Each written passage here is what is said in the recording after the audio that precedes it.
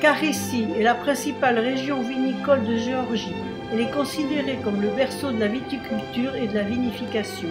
Le soleil brûlant de cette région, les terres fertiles, les vallées verdoyantes et le travail acharné des agriculteurs géorgiens ont en effet permis le développement d'environ 500 variétés de vignes. Les archéologues estiment que l'on y produit du vin depuis 8000 ans.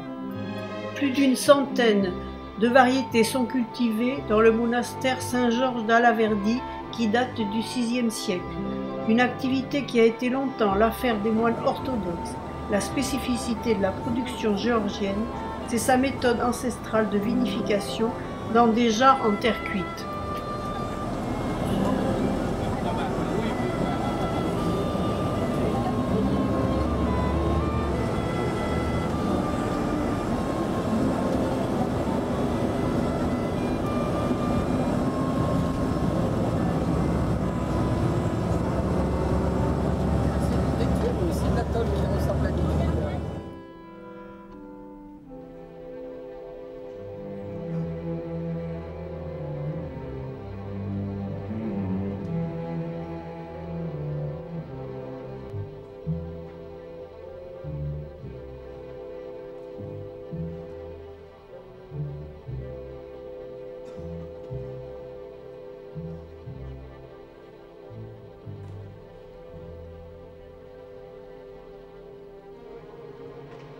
Le monastère d'Alaverdi correspond à la troisième phase de christianisation de la Géorgie.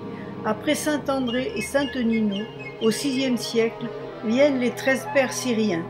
Et c'est Zénon, l'un d'entre eux, le fondateur de ce monastère. Au XIe siècle, elle deviendra le siège d'un archevêché et en même temps une université. Toutefois, comme dans tout le pays, elle subit des déboires dus aux tremblements de terre et aux invasions perses et turkmènes. C'est une énorme église entourée d'une puissante muraille.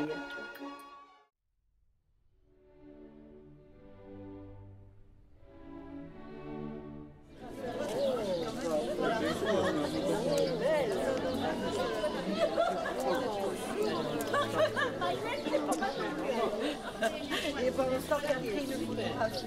Et tout le monde se fiche du voisin. Pardon. Alors, mettez-vous là toutes les deux, c'est très bien.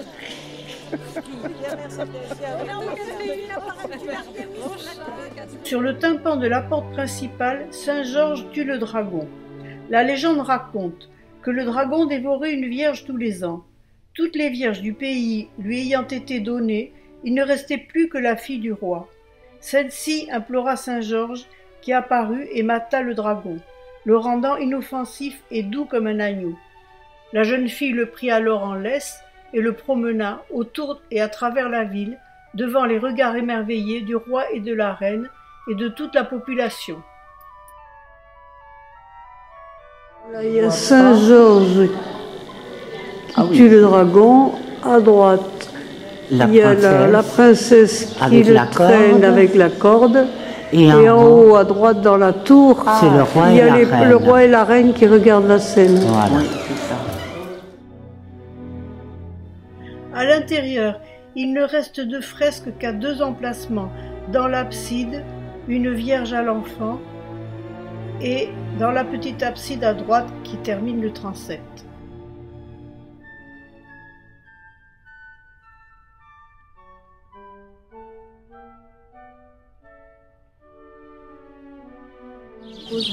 L'olivier du 16e.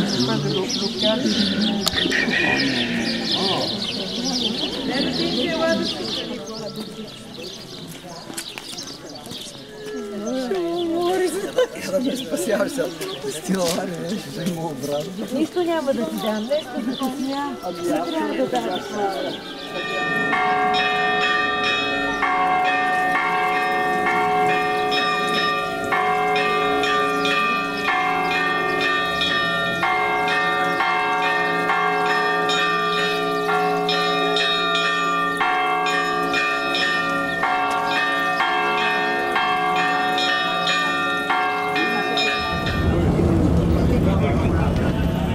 Un autre moine syrien, saint Thaddée d'Édesse, a été envoyé par Thomas pour évangéliser les régions du Caucase.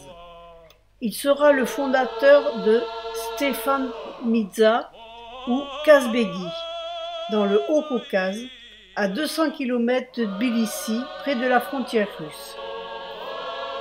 Pour aller découvrir cette région, nous emprunterons la route militaire russe qui traverse les montagnes du Grand Caucase en longeant les gorges de l'Aragvi. Elle a été creusée par les troupes russes pendant son annexion à l'Empire au XIXe siècle. C'était la voie empruntée traditionnellement au cours des siècles par les envahisseurs et les marchands.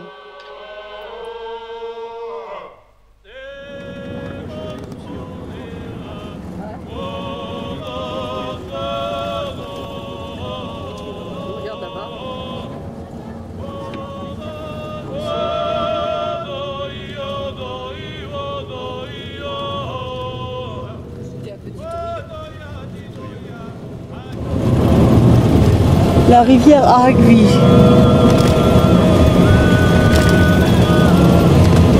Daouli se trouve à 2200 mètres d'altitude.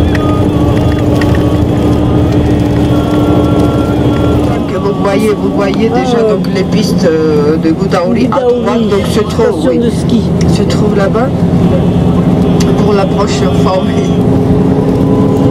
Mais ce ne sont pas des neiges éternelles comme ça, on va s'arrêter là-bas où il y a des vues panoramiques.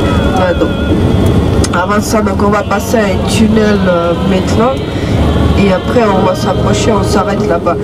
Mais l'école, alors le point final 2003, donc se trouve un petit peu avant, donc sur le collier, après on descend.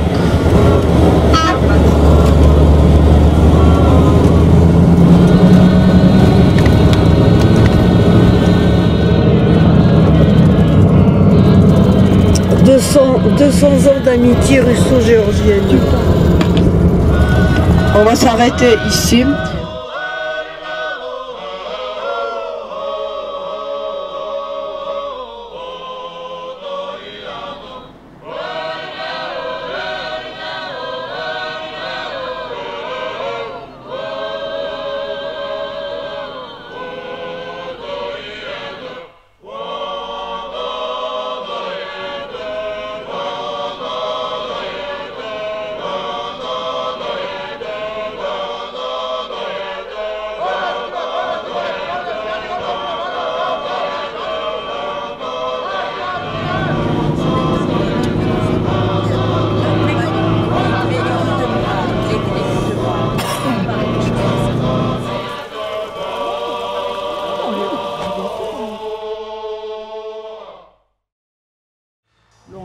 Les marcheurs arrivent. Le sportif arrive. Bon, voilà, c'est bon, ça fait du bien. Ah ouais. Alors on s'est arrêté, on a parlé avec un jeune, C'est Jules. Et c'est Jules. Jules qui On a trouvé Jules. travaillait à Saint-Pétersbourg.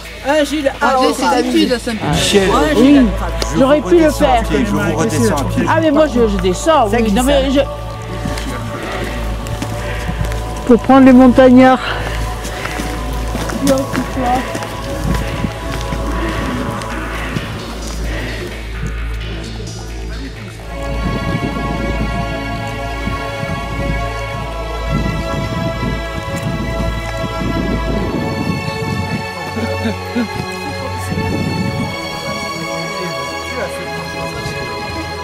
On était un peu sous.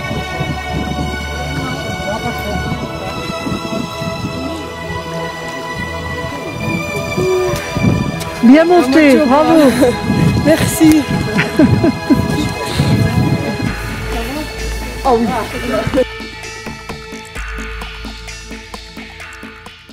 Au XIVe siècle, le roi Georges V le Brillant estimait que le pays n'était pas suffisamment unifié et que les habitants de certaines provinces reculées avaient des mœurs bizarres, incompatibles avec le comportement d'un bon chrétien. C'est ainsi qu'il demanda au patriarche de réévangéliser certaines régions de la haute vallée de l'Aragvi. Ainsi fut construite cette église de la Sainte Trinité comme lieu de culte et de pèlerinage. L'église est flanquée d'un campanile.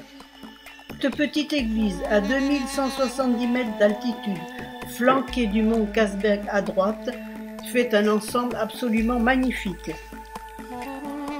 L'intérieur a un plan basilical à 3 nefs avec une coupole soutenue par 4 colonnes, mais nous n'avons pas droit de photographier.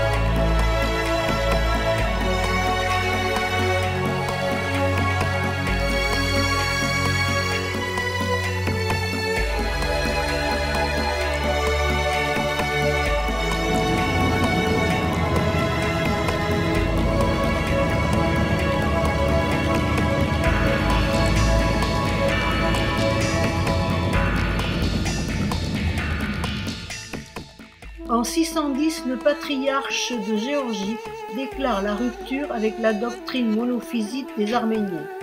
En 640, fin de la dynastie des rois bagratides et arrivée des Arabes qui vont remplacer le bras de fer perse pour 2 siècles. La Géorgie aura été ainsi traversée par tous les vents du monde. Après les Byzantins et les Perses, elle va être traversée tour à tour par les hordes de Tamerlan, les caravanes de la soie et les chars bolcheviques qui vont la faire basculer pour 70 ans dans le monde soviétique. Indépendante depuis 1991, elle cherche encore son identité.